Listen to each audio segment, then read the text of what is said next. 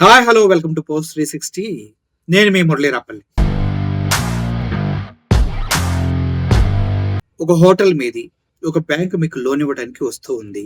మీరు బ్యాంక్ వాళ్ళు మీ దగ్గరికి వచ్చి కూర్చోగానే ఏంటి ఏం బిజినెస్ ఎలా ఉంది, ఎలా జరుగుతుంది అంటే మీరు వెంటనే ఏం బిజినెస్ లేండి, గత 5 సంవత్సరాల నుంచి అసలు దీనికి ఏమీ రాలేదు, డబ్బులే రాలా దీనికి, ఇప్పుడు మేము వచ్చిన తర్వాతే ఏమైనా చెయ్యాలి అని చెప్పావనుకో, బ్యాంక్ నీకు లోన్ ఇస్తాడా? ఇది సింపుల్ క్వశ్చన్. ఇస్తాడా? మీలో ఎవడైనా ఆన్సర్ చెప్పండి. బ్యాంక్ వాడు మీ దగ్గర లోన్ ఇవ్వడానికి వచ్చినప్పుడు మీ బిజినెస్ ఎలా రన్ అవుతుంది అంటే, గత 5 సంవత్సరాల నుంచి ఒక్క రూపాయి రాలేదు, ఇప్పుడు మేమే చేస్తున్నాము 8 నెలల నుంచి, ఏదో ఒకటి చేయాలి సార్ అన్నాడు అనుకో, బ్యాంక్ వాడు నీకు లోన్ ఇస్తాడా?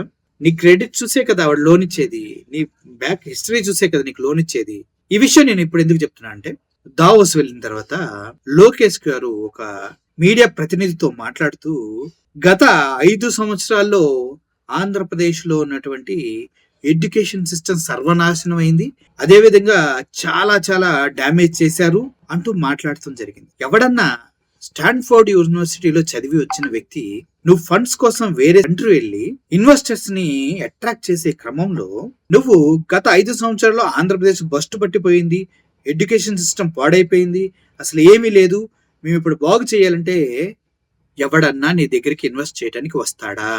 ఈ మినిమం నాలెడ్జ్ లేకుండా ప్రతి దగ్గరికి వెళ్ళిన చోట ప్రతి దగ్గర గత 5 సంవత్సరాల్లో ఆంధ్రప్రదేశ్ సర్వనాశనం అయిపోయిందని చెప్తే కదా ఇన్వెస్ట్మెంట్స్ రాలేదు. గతంలో మీరు జేఎస్డబ్ల్యూ సంస్థని ఆయన పైన హనీ ట్రాప్ కేసులు పెట్టి ఎలా టార్చర్ చేసి ఇక్కడ పెట్టాల్సిన 50,500 కోట్లని ఎలా వెనక్కి తిప్పి పంపించారో ఆంధ్రప్రదేశ్ ప్రజలకు తెలియదు అనుకున్నారా? అదాని గ్రూప్ పైన పోర్టుల దగ్గరికి వెళ్ళి దౌర్జన్యం చేసి డబ్బులు డిమాండ్ చేసింది ఆ వీడియోస్ యూట్యూబ్ లో లేవనుకుంటున్నారా?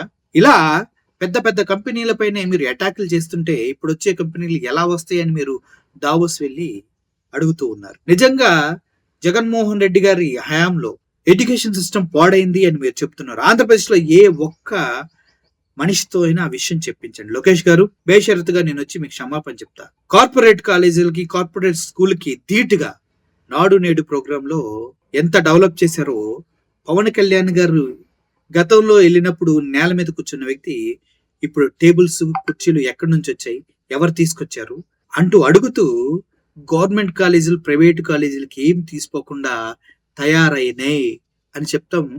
మీరు వినలేదా? అంతేకాదు గ్రీన్ ఎనర్జీ అనేసి మీ నాన్నగారు green energy, hydrogen energy, renewable energy అంటూ వచ్చిన వాళ్ళందరికీ చెప్తున్నాడు కదా మా ఆంధ్రప్రదేశ్ లో ఇవ్వన్నాయని. అవన్నీ ఎవరు స్టార్ట్ చేశాడు? జగన్మోహన్ రెడ్డి గారు కదా. గ్రీన్ కో 2021లో జగన్మోహన్ రెడ్డి గారు కదా స్టార్ట్ చేసింది. మరి అది తీసుకెళ్లి మీరెందుకు చెప్తున్నారు? పోర్ట్లు 10 పోర్ట్లు ఉన్నాయి మా ఆంధ్రప్రదేశ్ లో, 1000 కిలోమీటర్స్ కోస్టల్ ఏరియా ఉంది, ట్రాన్స్పోర్టేషన్ ఈజీ. ఎవడు కట్టించాడు పోర్ట్లు? ఒక పోర్ట్ అన్న కట్టారా మీ హయాంలో? రాజశేఖర్ రెడ్డి గారు 2 పోర్ట్లు కట్టిస్తే జగన్మోహన్ రెడ్డి గారు 4 పోర్ట్లు కట్టిస్తున్నారు. మీరేం చేశారు? ఏం చేయలేదు కదా. మరి అవి తీసుకెళ్లి ఆ సదస్సులు చెప్తూ ఉన్నారు కదా, ఆ డెలిగేట్స్ కి వివరిస్తూ ఉన్నారు కదా. మరి అవి చేసింది ఎవడు? గత 5 సంవత్సరాల్లో ఇన్ని నష్టాలు జరిగితే ఇవన్నీ చేసింది ఎవడు? మరి అవి తీసుకెళ్లి మీరెందుకు చెప్తున్నారు సదస్సుల్లో డెలిగేట్స్ తోటి? ఇన్వెస్ట్మెంట్స్ రావడం కోసం అయ్యో ఎందుకు నమూనాలుగా చూపిస్తున్నారు? మీరు కట్టిన సచివాలయంలో వాటర్ తోడుతున్నారు కదా, అవి చూపించండి. అమరావతిలో చేపలు పట్టుకుంటున్నారు, అవి చూపించండి. మీరు కట్టిన తాత్కాలిక బిల్డింగ్ లో వాటర్ కారిపోతున్నాయి కదా, అవి చూపించండి. ఇది అభివృద్ధి అంటే అని చెప్పండి. అమరావతి మొన్న వరదలు వచ్చి కృష్ణా నది పొంగి విజయవాడ మొత్తం కొట్టుకుపోయి 35 మందికి పైగా చనిపోయారు కదా, అది మేము కంట్రోల్ చేయలేకపోయినా అది మా టెక్నాలజీ, అది మా విజన్, అది మా సత్తా. మీరు వచ్చి ఇన్వెస్ట్ చేయండి, మీ కూడా కొట్టుకుపోతే అని చెప్పండి, సరిపోతుంది. తిరుపతి లడ్డు విషయం ఇలా జరిగిందని మేము చెప్పాము. దేవుడు కర్మని మా పైకి తిప్పి మొన్న 6 చనిపోయేలాగా చేశాడు. అది మా మెయింటెనెన్స్, అది మా ఆర్గనైజేషన్ స్కిల్స్, అడ్మినిస్ట్రేషన్ మేము అంత బాగా చేయగలమని చెప్పండి. మీ విజయాలు అవే కదా. మేము సూపర్ 6 అని చెప్పాము, అసలు అద్భుతంగా చేసాము. ఇప్పటి వరకు ఒక్కడికి కూడా పథకం కూడా పూర్తి స్థాయిలో అందించలేకపోయాము. అది మా అభివృద్ధి అని చెప్పండి. 8 నెలల్లో మాకు కేంద్రం నుంచి 3 లక్షల కోట్లు అప్పు వచ్చింది. అది మేము తీసుకొని వాడేసుకున్నాం. 1,50,000 కోట్లు ఇంకొక పైగా పూజేసాం. మేము బాండ్లు, స్థలాలు, ప్రాపర్టీస్ తాకట్టు పెట్టి దాన్ని వాడేసాం. ఆంధ్ర రాష్ట్రం పైన ఈ 8 నెలల్లో 1,00,000 కోట్ల వరకు మాకు ఇన్కమ్ జనరేట్ అయింది. ఆ 1,00,000 కోట్లు కూడా వాడేసాం మేము. చెప్పండి సార్, చెప్పండి, ఎన్ని చెప్పండి. అభివృద్ధి పథంలో మేము ముందుకెళ్తున్నామని. రూపాయి కరెంటు బిల్లు పెంచనన్నాం, అయితే ఇప్పుడు కరెంటు బిల్లు బీభత్సంగా 18,000 కోట్ల భారాన్ని ప్రజలపై నూకేశాం. ఇది మా అభివృద్ధి అంటే మేము చెప్పిన మాట పైన నిలబడే రకాలే కదని చెప్పండి. జగన్మోహన్ రెడ్డి ఏం చేయలేదు అని చెప్తే ఇన్వెస్ట్మెంట్స్ వస్తాయా? నువ్వేం చేసావో చెప్తే ఇన్వెస్ట్మెంట్స్ వస్తాయి.